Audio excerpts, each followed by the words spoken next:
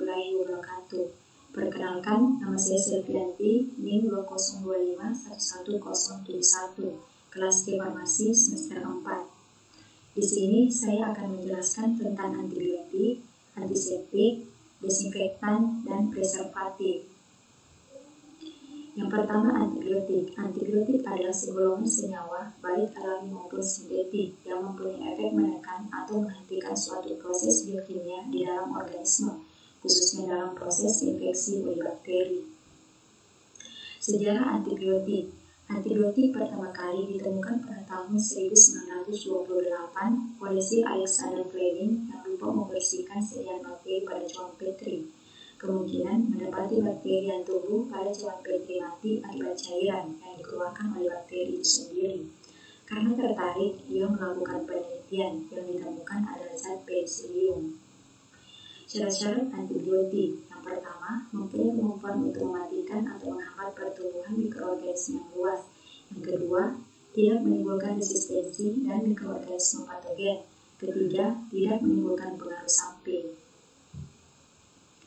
Golongan antibiotik. Yang pertama, penicillin, kedua makrolida, ketiga cephalosporin, keempat aminoglycosides, kelima tetracycline, dan keenam fluoroquinolones.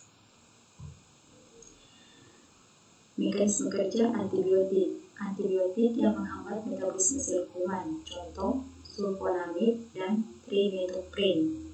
Antibiotik yang mengganggu keutuhan membran sel kuman, contoh polimisin.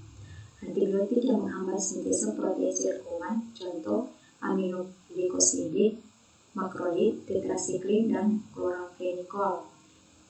Antibiotik yang menghambat sintesis dinding sel kuman, contoh penicillin dan cephalosporin.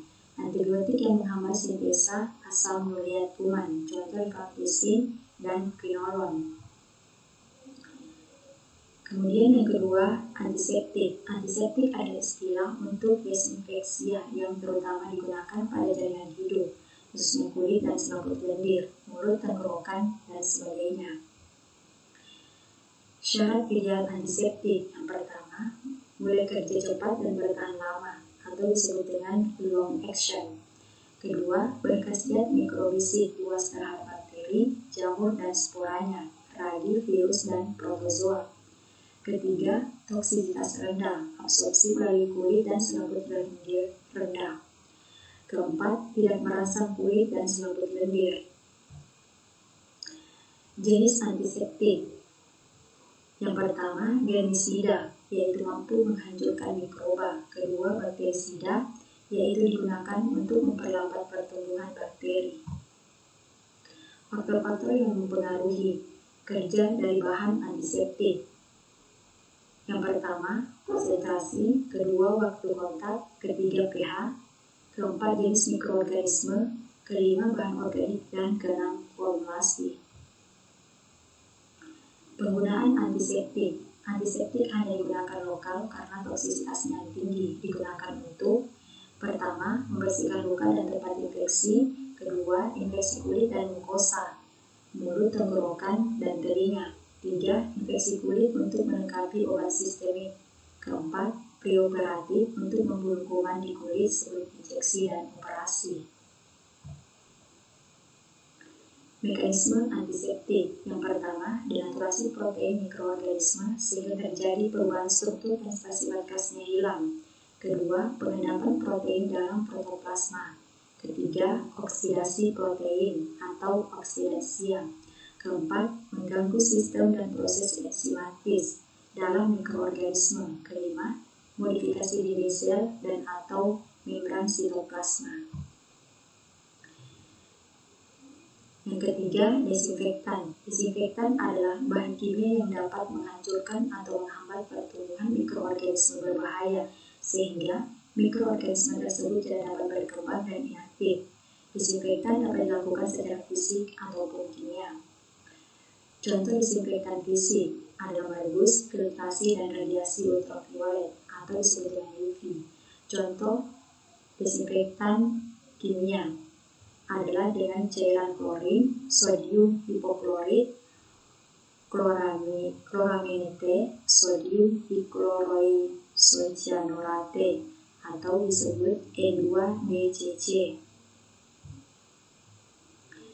Kerja dari bahan desinfektan dapat dipengaruhi oleh beberapa faktor. Yang pertama konsentrasi, kedua waktu kontak, ketiga pH, keempat jenis mikroorganisme, kelima bahan organik, dan keenam formulasi.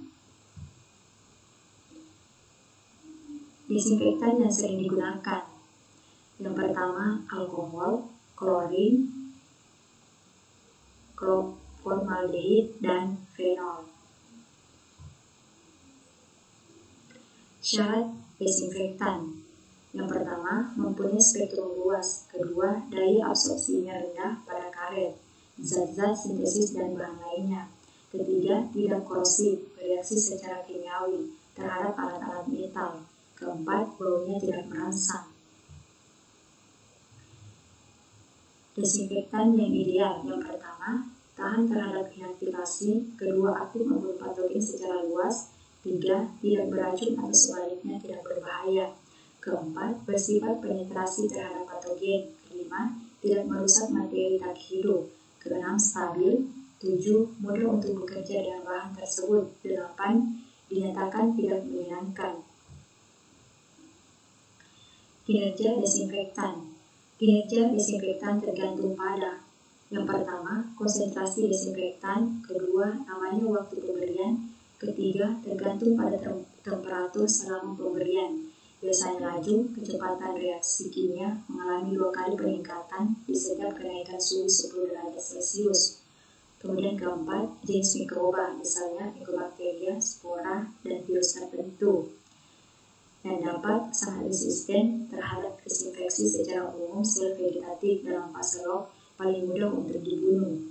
Kelima, substrat atau bahan yang dibersihkan. Keenam, lebih mudah dan cepat membunuh mikroba yang lebih sedikit daripada membunuh mikroba yang lebih banyak. Mekanisme desinfektan. Yang pertama, larutan desinfektan bersifat sangat mudah menguap sehingga ventilasi ruangan perlu diperhatikan. Kedua, pengecaran desinfektan harus sesuai petunjuk dan setiap aplikasi harus dibuat pengecaran baru. Desinfektan yang sudah menunjukkan tanda-tanda kekeruhan atau pengendapan harus diganti dengan yang baru. Ketiga, hindari kontak langsung dengan petugas larutan desinfektan dengan menggunakan sarung tangan dan perhatikan perawatan tangan sesudahnya. Keempat, seluruh permukaan peralatan medis yang akan disinfeksi harus kontak dengan desinfektan, termasuk celah atau luka yang ada pada peralatan medis. Kelima, durasi atau lamanya waktu proses disinfeksi harus tepat. Kemudian yang keempat, preservatif. Preservatif atau pengawetan merupakan suatu usaha dalam menjaga keadaan yang terbaik agar tetap baik. Fungsi preservatif menstabilkan protein, mencegah kerusakan akibat pembekuan, dan melindungi dari kekeringan yang berlebihan. Mekanisme preservatif menghambat pertumbuhan mikroba atau bakteriostatik dan atau membunuh mikroba atau bakteriolitik. Dosis penggunaan preservatif pada produk pangan pada umumnya sangat rendah. Kombinasi secara tepat dari beberapa preservatif akan memberikan hasil yang lebih baik dan efektif dalam memperpanjang umur simpan.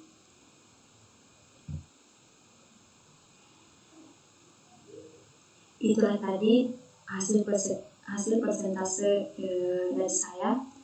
Lebih dan kurangnya mohon dimaafkan.